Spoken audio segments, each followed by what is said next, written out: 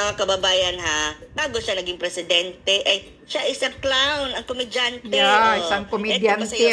Sabi daw nila bullstar pa. Zelensky ang priority ng ating administration. Oh my God, bakla. Parang hindi maintindihan ng mga Pilipino. For the longest time, sabi nila gusto nila ng economic prosperity. Gusto nila ng walang criminality sa Pilipinas. Pero bakit ang inatupag ng presidente natin ay gulo sa labas? Parang naghahanap ng gulo si PBBM, no? Dapat sana tinupad yun ang kanya pangako na friends to all, enemies to none. Tapos ngayon, inaaway ang China. Si na maging ang Amerika makababayan, nakalaban ng China. Continuous ang kanilang trade, ha? Tuloy-tuloy ang kanilang trade.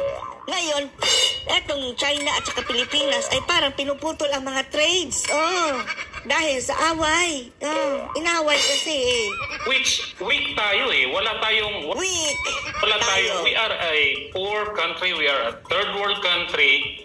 Tapos, ang pinangarap ng buong Pilipinas ay at least maging economically stable tayo. Pero ang ginawa ni Presidente Bongbong Marcos in the last 2 years is picking a fight with China. Picking a fight with China. Now bringing in a president who done nothing for his country except to bring chaos, death, and suffering to his people. Suffering. Tapos, parang bilib na bilib si PBBM. Ang titi ni Zelensky. Anong bilib mo dito I sa don't Zelensky understand PBBM? kung anong nakita ni Bongbong Marcos kay Zelensky at dinala pa niya dito sa Pilipinas. Parang ay idolo niya. Bakit niya dinala dito si Zelensky? Idol of the people. Hindi maintindihan ng mga Pilipino. Galit Komedyante. Baka natawa si PBBM sa mga mga tao acting ni sa Zelensky. ginawa ni Bongbong Marcos. Iba yung priority niya. Nanalo siya dahil gusto ng mga tao continuity kung anong ginagawa ni Duterte serving the Filipino people. Yan talaga ang ikinapanalo ni PBBM, ha? Yung sinabi ng continuity. Kung ano ang mga nagawang mabuti ni PRRD, continue na niya. Pero nung nanalo, in-stop lahat. June, alam naman po natin sino ang backer ng Ukraine sa gera ngayon sa kontra Russia. Ano ba ang hudyat na pinapakita nito pagdating ni Zelensky dito sa Pilipinas? Meron tayong sigalot ngayon sa South China Sea. Alam naman natin sino ang nasa likod niyan. Grabe, Zelensky, galing mong sumayaw bakla. For the longest tingnan mo time, yung titi mo, last, naguyog-uyog. 80 years since after the World War II ended. Oh my God, bakla ka pala, Zelensky. Kaya pala sabi ni Putin, drug addict. Dahil po nabubuhay ang kanilang ekonomiya sa gera. Dahil sila nagsusupply ng mga tingnan yung mga tong bayan, sa dancing ni Zelensky.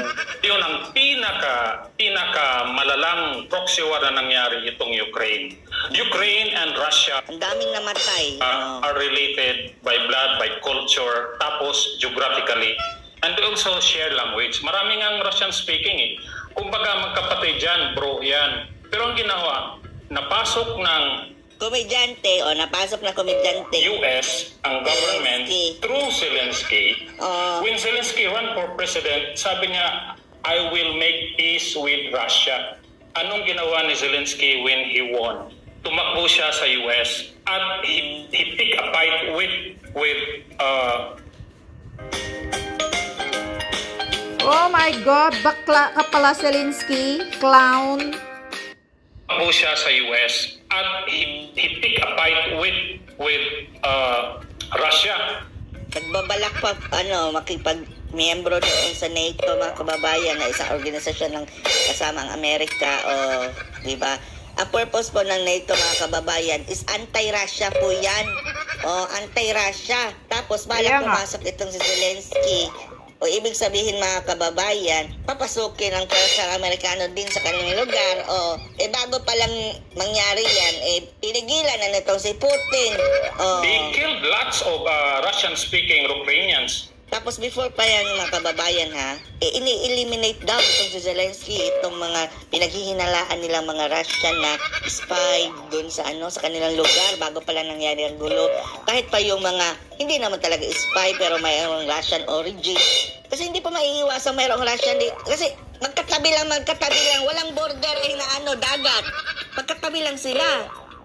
Pero pinapatay doon ni Zelensky yung mga Russian na kahit pa, hindi naman mga spy. That provoked Russia. Ayun, napuno yung Russia.